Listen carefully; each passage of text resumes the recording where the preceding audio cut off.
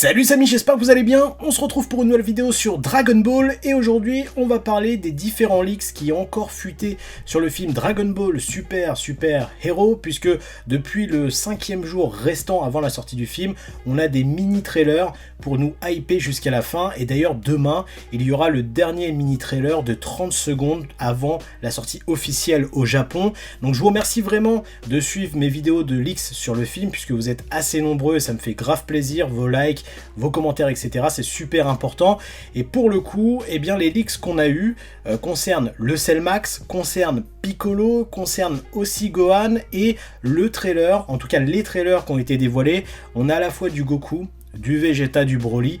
On a aussi Pan et on va revenir vraiment sur le sujet de Pan parce que j'ai trouvé ça tellement mignon. Franchement, c'était vraiment hypant. Et le délire de Piccolo est aussi plus que kiffant par rapport à la scène finale qu'il y aura dans le film contre le boss final qui serait, entre guillemets, Cell Max d'après les leakers. Et pour le coup, eh ben, ça serait assez incroyable, puisqu'on aurait un combat de Megazord en mode kaiju géant. Alors j'ai vu dans la dernière vidéo que vous n'êtes pas trop chaud pour ce genre de combat, puisque pour vous on perd du rythme par rapport au moment Dragon Ballesque où on peut avoir des fights assez rapides.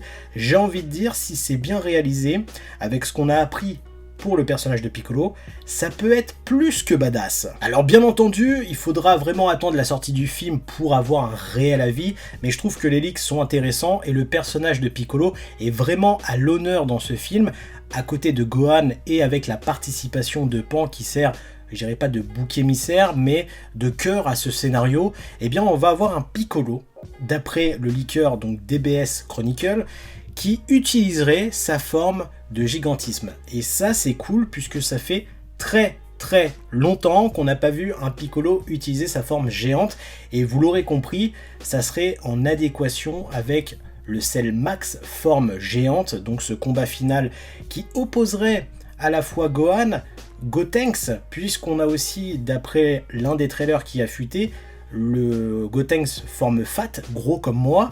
Mais ce qui m'a fait marrer d'ailleurs, c'est que il est possible qu'on ait que cette forme-là dans le film et qu'on n'aurait pas la forme parfaite entre guillemets, enfin la fusion réussite de Goten et Trunks en Gotenks. Et ça, je pense qu'il y aura des avis par rapport à ça, mais il faudra attendre réellement la sortie du film pour avoir la confirmation de cela. Et ce qui est marrant, c'est que dans le trailer, on voit donc Gotenks fat avec les fesses cul nues. Donc voilà, c'est un petit rappel à Veku, donc la fusion ratée de Gogeta, de Goku et Vegeta dans le film Janemba. En toute sincérité, je comprends vos craintes, vos appréhensions par rapport à un combat final comme Hildegarde, où ça peut perdre le dynamisme au niveau des scènes de fight, et c'est ce qu'on aime dans Dragon Ball, mais ça peut être bien réalisé. Et si c'est bien réalisé, on peut être agréablement surpris par ce qu'on va nous présenter. Une forme géante de Piccolo, avec Gohan qui servirait de pion entre guillemets pour aider Piccolo dans le combat final, bah ça reste plutôt cool. Après, au niveau de Trunks et Goten, bon, on verra dans le film ce qu'ils vont réellement proposer, à voir si ça va être pertinent ou pas. Mais dans tous les cas, il y a aussi un autre leaks de DBS Chronicle qui concerne le personnage de Majin Buu. Et au final, c'est un leaks qui, qui m'a fait rire. Pourquoi ? Parce que au final, Buu ne sert à rien dans ce film, comme depuis la fin de Dragon Ball Z, j'ai envie de dire. Il sert strictement à rien, à part faire ce qu'il sait mieux faire depuis DBS, c'est-à-dire dormir. Alors, est-ce que c'est dommage ?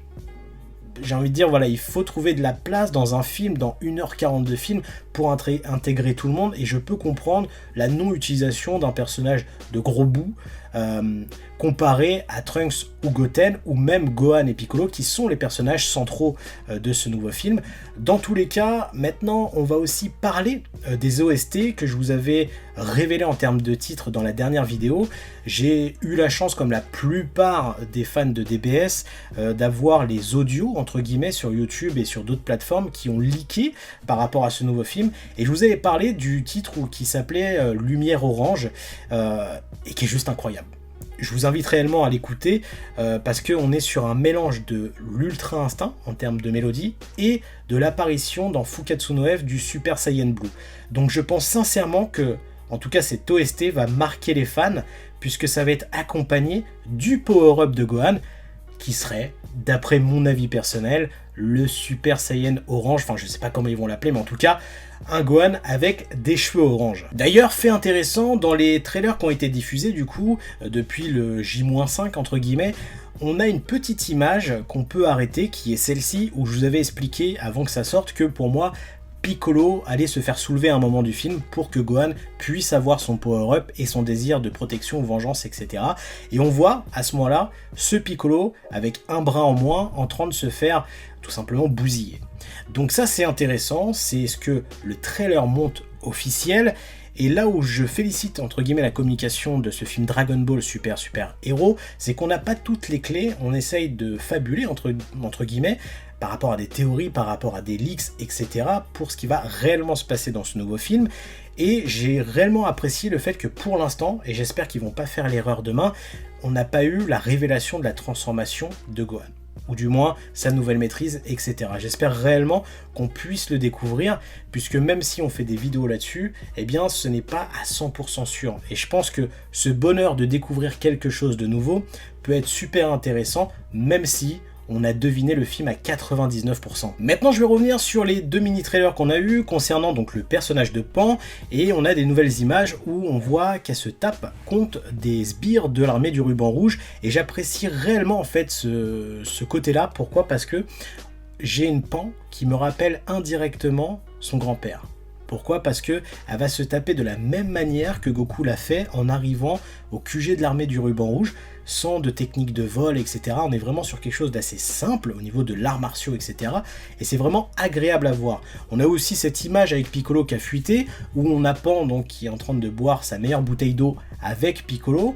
Donc franchement c'est plutôt top. Et on a maintenant le trailer qui concerne donc Goku, Vegeta et Broly. Et je pense sincèrement que ça sera la seule scène, j'ai envie de dire, peut-être où on verra Goku, Broly et donc Vegeta dans ce film.